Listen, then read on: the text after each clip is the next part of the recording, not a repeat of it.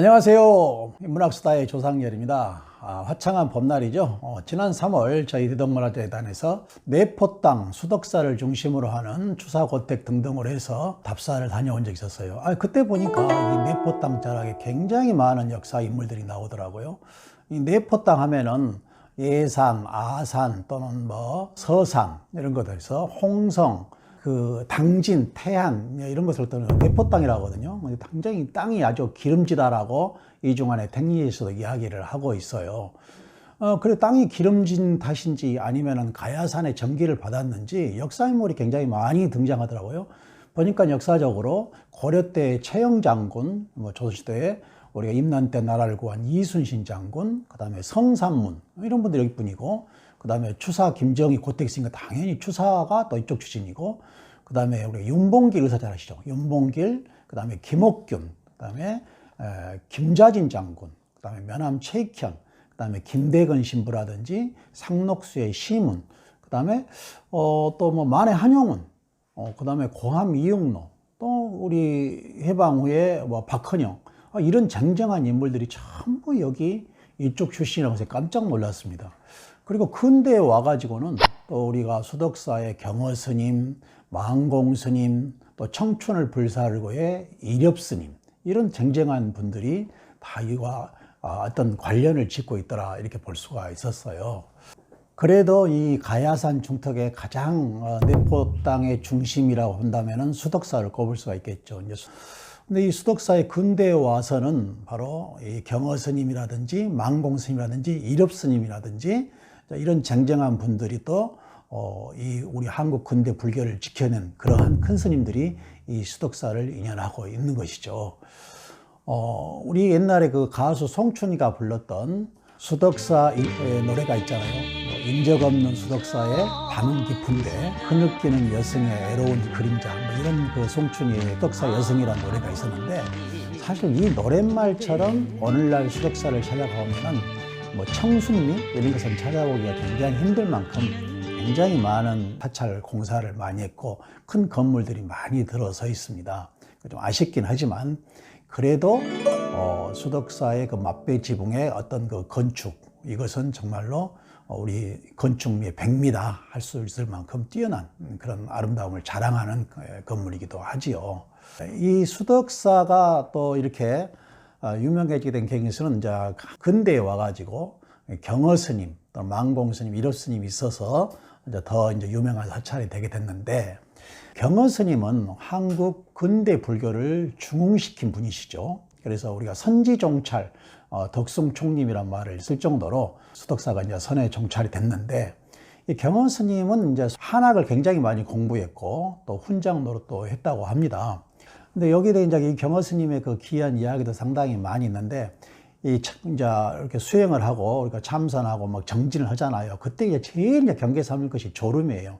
그래서 그 졸음을 이겨내기 위해서 큰 칼을 갖다가 한 손에 딱 쥐고, 보면 송판에다가 못을 박아가지고 턱 밑에다가 딱 고이고 이렇게 그냥 공부를 했다라고 합니다. 그래서 졸면은 안 되기 때문에 그럴 정도로 그런 고행 끝에 이제 큰 스님이 되기도 합니다. 한 번은 이제 그 제자가 이제 망공 스님인데, 망공, 수월, 해월 이런 이제 그 큰 제자들이 있거든요. 근데 망공 스님이 이제 젊었을 때인데 경허 스님과 함께 이제 험한 산길을 넘어가게 되는데, 망공 스님이 그냥 수행이 좀 덜 된 그때 젊을 때라 막 다리도 아프고 힘들다고 막 그냥 투덜대더래요. 그런데 이제 경허 스님이 이제 옆에를 보니까 그냥 이 밭을 일구는 부부가 있었어요. 그래서 거기에 달려가지고 그 부인을 탁 끌어안고 그냥 입을 탁 맞춰버린 거예요.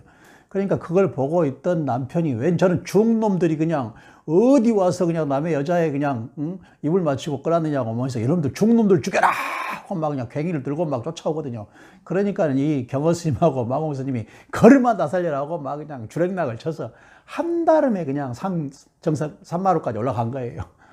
거기서 한숨을 쉬고 이제 그 밤에는 부부가 쫓아오지 않으니까 그때 당시에 망공스님이 경허스님한테, 스님, 어찌 스님이 돼가지고 그런 짓을 할 수가 있습니까? 라고 그냥 역정을 내는 거예요. 그러니 경허 스님이 하시는 말씀이, 이것이 다 너 때문이다.